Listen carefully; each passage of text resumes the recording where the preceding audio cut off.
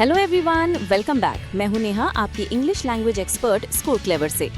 आज हम 10 सितंबर 2025 की द हिंदू न्यूज़पेपर के दोनों एडिटोरियल्स का डिटेल्ड एनालिसिस करने वाले हैं। आगे बढ़ने से पहले बता दूं कि ये पॉडकास्ट एक शॉर्ट ब्रेकडाउन है। डेली एडिटोरियल्स का एक बहुत डिटेल्ड ब्रेकडाउन हमारी एडिटोरियल एनालिसिस वेबसाइट पर अवेलेबल है। वेबसाइट पर हर एक एडिटोरियल को सेंटेंस स्ट्रक्चर के आधार पर छोटे छोटे फ्रेजेस में तोड़ा गया है और हर फ्रेज के लिए उसके वोकैबुलरीज, हिंदी ट्रांसलेशन और सिंप्लीफाइड इंग्लिश दी गई है। इसके साथ ही सेंटेंसेस का कॉन्टेक्स्ट, बैकग्राउंड, 5 पॉइंट समरी और एडिटोरियल का टोन भी बड़े अच्छे से एक्सप्लेन किया गया है।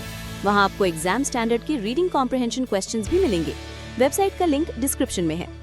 स्कोर क्लेवर आपको daily premium editorial vocabulary PDFs भी प्रोवाइड करता है, जिसमें इंपॉर्टेंट वोकैबुलरीज के शानदार एक्सप्लेनेशंस होते हैं। ये पीडीएफ्स हमारे स्कोर क्लेवर टेलीग्राम चैनल पर बिल्कुल फ्री में अवेलेबल हैं, जिसे ज्वाइन करने का लिंक भी डिस्क्रिप्शन में है। मेरी आप सभी बिगिनर्स से एक छोटी सी रिक्वेस्ट है, अगर आपको कोई सेंटेंस या एक्सप्लेनेशन समझ ना आए तो feel free to pause the audio, उसे अच्छे से एनालाइज करें और समझ आने के बाद उस सेंटेंस को थोड़ा जोर से 2 बार पढ़ें। अगर आप ऐसा करते हैं तो मेरा विश्वास कीजिए, अगले 6 महीनों में आपकी इंग्लिश नॉलेज में ड्रास्टिक इंप्रूवमेंट आएगा। चलिए अब शुरू करते हैं। हमारा पहला एडिटोरियल उड़ान स्कीम से रिलेटेड है। इसका टाइटल है on a wing. On a wing, हवा के भरोसे। ऑन द मॉडिफाइड उड़ान स्कीम, मॉडिफाइड उड़ान स्कीम पर। सब टाइटल है subsidies will not create demand. Subsidies यानी जो सरकारी आर्थिक मदद मिलती है वो मांग पैदा नहीं करेगी। For air travel to small towns, छोटे शहरों की हवाई यात्रा के लिए। In a bid to revive the regional aviation sector यानी क्षेत्रीय विमानन क्षेत्र को पुनर्जीवित करने के प्रयास में the Union Cabinet has signed off on a modified उड़ान स्कीम। केंद्रीय कैबिनेट ने एक मॉडिफाइड उड़ान स्कीम को मंजूरी दे दी है with a 6-fold higher outlay, जिसके लिए आउटले यानी बजट या खर्च को 6 गुना बढ़ा दिया गया है। The scheme had first been launched, ये स्कीम पहली बार लॉन्च की गई थी to expand aviation to interior areas, ताकि अंदरूनी और दूर दराज के इलाकों में हवाई सेवाओं का विस्तार किया जा सके, using scheduled commuter airlines. Scheduled commuter airlines का उपयोग करके। कम्यूटर एयरलाइंस वो छोटी फ्लाइट्स होती हैं जो पास के शहरों को जोड़ती हैं। इवन देन, उस समय भी industry analysts and experts had complaint. Industry के विश्लेषकों और विशेषज्ञों ने शिकायत की थी कि उड़ान did not make a viable business case, कि उड़ान ने एक वायबल यानी व्यवहारिक और फायदेमंद बिजनेस मॉडल पेश नहीं किया फॉर स्मॉल रीजनल एयरलाइंस, छोटी क्षेत्रीय एयरलाइंस के लिए। Due to a lack of supporting infrastructure यानी बुनियादी ढांचे की कमी के कारण। लो और अनप्रिडिक्टेबल पैसेंजर डिमांड, यात्रियों की कम या अनप्रिडिक्टेबल जिसका अनुमान न लगाया जा सके ऐसी मांग के कारण। Insufficient coverage of operating costs यानी संचालन की लागत को पूरी तरह से कवर न कर पाने के कारण। एंड लैक ऑफ अवेयरनेस और जागरूकता की कमी के कारण। इन मॉडिफाइड उड़ान में the subsidy period for tier 2 and tier 3 routes, tier 2 और टियर 3 रूट्स के लिए सब्सिडी की अवधि has been increased from 3 years to 5 years, 3 साल से बढ़ाकर 5 साल कर दी गई है। An extension at least one of the small carriers had sought, ये एक ऐसा एक्सटेंशन है जिसकी मांग कम से कम एक छोटी एयरलाइन ने की थी। अंडर उड़ान बिफोर द कोविड-19 पैंडेमिक हिट, कोविड-19 महामारी आने से पहले उड़ान के तहत। The Exchequer will also fund the subsidies directly. Exchequer यानी सरकारी खजाना भी सब्सिडीज का सीधा भुगतान करेगा। Rather than having airlines levy an additional charge from passengers, बजाय इसके कि एयरलाइंस यात्रियों से कोई अतिरिक्त चार्ज वसूलें, यहाँ लेवी का मतलब है कर या शुल्क लगाना। With the government setting aside 10,043 crore rupees over the next decade to this end, इसके लिए सरकार ने अगले 1 दशक में 10,043 करोड़ रुपए अलग रखे हैं। The government will also spend 12,159 crore rupees, सरकार 12,159 करोड़ रुपए भी खर्च करेगी to redevelop 100 unused airstrips। 100 unused airstrips यानी ऐसी हवाई पट्टियां जिनका इस्तेमाल नहीं हो रहा है, उन्हें फिर से विकसित करने के लिए। 3,661 crore rupees to build 200 helipads in remote areas, दूर दराज के इलाकों में 200 हेलीपैड्स बनाने के लिए 3,661 करोड़ रुपए खर्च करेगी। And purchase aircraft and helicopters for state carriers, और सरकारी एयरलाइंस के लिए एयरक्राफ्ट और हेलीकॉप्टर खरीदने के लिए। To boost last mile connectivity, ताकि लास्ट माइल कनेक्टिविटी यानी बिल्कुल अंतिम छोर तक की पहुंच को बढ़ावा मिल सके। To better match the mode of transport, ताकि ट्रांसपोर्ट के तरीके को बेहतर ढंग से मैच किया जा सके to actual demand and geography, असली मांग और भौगोलिक स्थिति के अनुसार। The scheme will also pay for ongoing costs, ये स्कीम ऑनगोइंग कॉस्ट्स यानी लगातार होने वाले खर्चों का भी भुगतान करेगी, such as staffing and maintenance of low traffic airports, जैसे कि लो ट्रैफिक वाले हवाई अड्डों पर स्टाफ रखना और उनका मेंटेनेंस करना। Regional aviation in India is structurally fragile. Bharat में क्षेत्रीय विमानन स्ट्रक्चरली फ्रैजाइल है। फ्रैजाइल का मतलब होता है बहुत नाजुक या कमजोर, and unlikely to become widely self sustaining, और इसके बड़े पैमाने पर सेल्फ सस्टेनिंग यानी अपनी दम पर चलने लायक बनने की संभावना कम है। Due to the unyieldingly high cost per passenger, प्रति यात्री लगातार बहुत ज्यादा लागत आने के कारण। प्राइस सेंसिटिविटी के कारण यानी लोग टिकट के दाम को लेकर बहुत सचेत हैं। Competition from rail and road transport, rail और सड़क परिवहन से मिलने वाले कंपटीशन के कारण। एंड ऑपरेशनल इनएफिशिएंसीज, और संचालन में होने वाली इनएफिशिएंसीज यानी कमियों के कारण। उड़ान did not address them adequately. उड़ान ने इन समस्याओं का एडिक्वेटली यानी पर्याप्त रूप से समाधान नहीं किया। एंड सैडली मॉडिफाइड उड़ान कैरीज दैट फेलिंग ओवर। और दुख की बात है कि मॉडिफाइड उड़ान भी उसी विफलता को आगे बढ़ा रहा है। The foremost one is weak underlying demand. इनमें सबसे मुख्य है कमजोर बुनियादी मांग। With UDAN often picking routes with insufficient economic activity, क्योंकि उड़ान ने अक्सर ऐसे रूट्स चुने जहां आर्थिक गतिविधियां पर्याप्त नहीं थीं। Even as leisure and occasional travel, यहां तक कि घूमने फिरने और कभी कभार की जाने वाली यात्राएं भी could not sustain regular flights को चलाए रखने के लिए काफी नहीं थीं। एक्सटेंडिंग द सब्सिडीज को बढ़ाना, even if they are eased from the third year onwards, भले ही उनमें तीसरे साल के बाद ढील दी जाए, could keep routes alive for longer. Routes को ज्यादा समय तक जिंदा रख सकता है, but will not of itself create demand. लेकिन ये अपने आप मांग पैदा नहीं करेगा। इन दिस सेंस, इस लिहाज से the government reluctance to revisit, सरकार की दोबारा विचार करने में हिचकिचाहट। How it identifies and nurtures routes, कि वो कैसे रूट्स को पहचानती और नर्चर करती है यानी विकसित करती है। And how different transport modes might substitute for air travel in low density regions, और कम आबादी वाले क्षेत्रों में हवाई यात्रा की जगह अन्य ट्रांसपोर्ट मोड्स कैसे ले सकते हैं। सीम्स इनएक्सप्लिकेबल लगता है, जिसे समझाया या समझा न जा सके। The emphasis on last mile connectivity and better planning, last mile connectivity और बेहतर प्लानिंग पर दिया गया जोर, also appears only partially incorporated, भी सिर्फ partially यानी आंशिक रूप से ही शामिल किया गया लगता है। As the details the Civil Aviation Ministry shared, क्योंकि Civil Aviation Ministry ने जो details share की हैं, did not mention ground transport links और integrated scheduling among others। अन्य बातों के अलावा उनमें ground transport links या integrated scheduling का कोई जिक्र नहीं था। Whether the decision to sustain connectivity using sustained government support, क्या लगातार सरकारी मदद का उपयोग करके कनेक्टिविटी बनाए रखने का फैसला, rather than cultivate a market that can stand on its own, बजाय एक ऐसा मार्केट विकसित करने के जो अपने दम पर खड़ा हो सके, will lead to lasting changes। Lasting changes यानी स्थायी बदलाव ला पाएगा या नहीं, depends on whether route selection and integration with broader transport and economic networks improve in practice। ये इस बात पर निर्भर करता है कि क्या असल में रूट सिलेक्शन और बड़े ट्रांसपोर्ट और आर्थिक नेटवर्क्स के साथ इंटीग्रेशन में सुधार होता है। तो दोस्तों, ये था हमारा पहला एडिटोरियल। अगर हम इसके टोन की बात करें तो इस एडिटोरियल का टोन क्रिटिकल और एनालिटिकल है।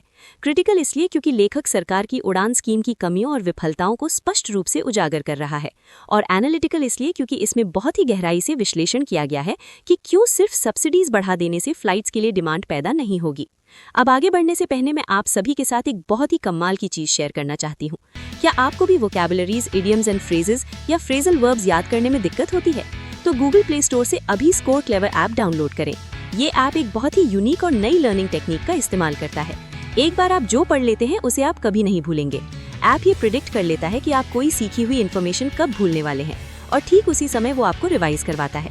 तो आप जो भी सीखेंगे वो आपके दिमाग में हमेशा के लिए छप जाएगा। इसके अलावा मुझे कमेंट सेक्शन में जरूर बताएं कि आपको हमारा ये नया पॉडकास्ट इनिशिएटिव कैसा लग रहा है। इस पॉडकास्ट को बनाने में बहुत मेहनत लगती है, इसलिए हमारी मेहनत को सपोर्ट करने के लिए वीडियो को लाइक करें, अपने कम से कम 5 दोस्तों के साथ शेयर करें, और हाँ, चैनल को सब्सक्राइब करना बिल्कुल मत भूलना। चलिए अब बढ़ते हैं हमारे दूसरे एडिटोरियल की तरफ। इसका टाइटल है नेबर्स फर्स्ट, पड़ोसी पहले, on India Nepal ties, Bharat Nepal संबंधों पर।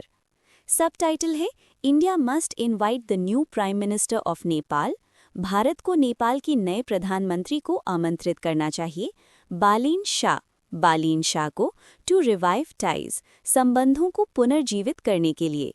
In an exchange of early messages, शुरुआती संदेशों के आदान प्रदान में prime minister Narendra Modi and Nepals newly sworn in prime minister, प्रधानमंत्री नरेंद्र मोदी और नेपाल के न्यूली स्वॉन इन यानी नव शपथ ग्रहण करने वाले प्रधानमंत्री बालेन्द्र बालिन शाह ने said they look forward to working closely, कहा कि वे मिलकर करीब से काम करने की उम्मीद करते हैं, to take forward bilateral ties, द्विपक्षीय संबंधों को आगे बढ़ाने के लिए। बायलैटरल टाइज मतलब दो देशों के बीच के संबंध। Delhi and Kathmandu are prepared to begin a new chapter in relations. Delhi और काठमांडू रिश्तों में एक नया अध्याय शुरू करने के लिए तैयार हैं। United by familial bonds, जो पारिवारिक बंधनों से जुड़े हैं, a shared culture, एक साझा संस्कृति, open borders, खुली सीमाओं, and intertwined politics, और intertwined politics से intertwined का मतलब होता है एक दूसरे में उलझी हुई या गहराई से जुड़ी हुई। Landlocked Nepal has depended on trade and transit through India. Landlocked Nepal यानी ऐसा देश जो चारों तरफ से ज़मीन से घिरा हो, वो व्यापार और आवाजाही के लिए भारत पर निर्भर रहा है, with India's plans for an energy grid in the region, और इस क्षेत्र में एनर्जी ग्रिड के लिए भारत की योजनाएं, an important channel for Nepal's hydropower exports and revenues. Nepal के हाइड्रोपावर एक्सपोर्ट्स और राजस्व के लिए एक महत्वपूर्ण माध्यम है। Like many former leaders of Nepal, Nepal के कई पूर्व नेताओं की तरह mister Shah studied in India, mister Shah ने भारत में पढ़ाई की है।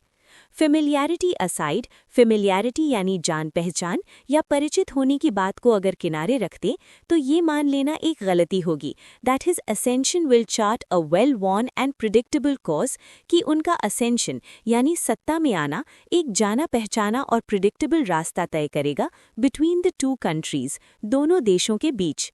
At 35, 35 साल की उम्र में ही is Nepal's first Madhesi leader, वो नेपाल के पहले मधेसी नेता हैं, and upturns the old dominance of the Brahmin Kshatriya पहाड़ी एलीट, और ये ब्राह्मण क्षेत्रीय पहाड़ी एलीट वर्ग के पुराने डोमिनेंस यानी दबदबे को पलट देता है। New Delhi must have a greater understanding, Nai Delhi को बेहतर समझ होनी चाहिए, of the priorities of this new Gen Z movement, इस नए जेन जी मूवमेंट की प्राथमिकताओं की, that brought down the KP Sharma Oli government in 2025, जिसने 2025 में केपी शर्मा ओली सरकार को गिरा दिया। This is a new leadership, ये एक नया नेतृत्व है that has not inherited the old foreign policy understandings, जिसे पुरानी विदेश नीति की समझ विरासत में नहीं मिली है, of the past generations of leaders, पिछली पीढ़ी के उन नेताओं से, that came through the Panchayati movement, जो पंचायती आंदोलन से आए थे, कांग्रेस और कम्युनिस्ट पार्टियों से, या उस माओवादी आंदोलन से जिसने राजशाही को उखाड़ फेंका था।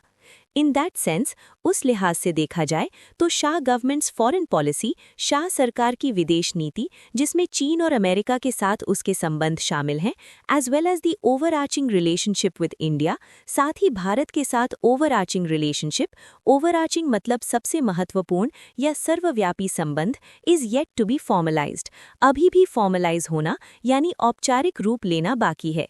इन द पास्ट डेकेड, पिछले एक दशक में, India has increased its development assistance to Nepal, Bharat ने नेपाल को अपनी विकास सहायता बढ़ाई है, लेकिन इसने अपनी रिश्तों को स्ट्रेन भी किया है, यानी रिश्तों में तनाव भी आया है, ओवर द कॉन्स्टिट्यूशन, संविधान के मुद्दे पर, the long blockade on border trade, सीमा व्यापार पर लंबी नाकाबंदी के मुद्दे पर, एंड टेरिटोरियल इश्यूज, और क्षेत्रीय या सीमा विवादों पर।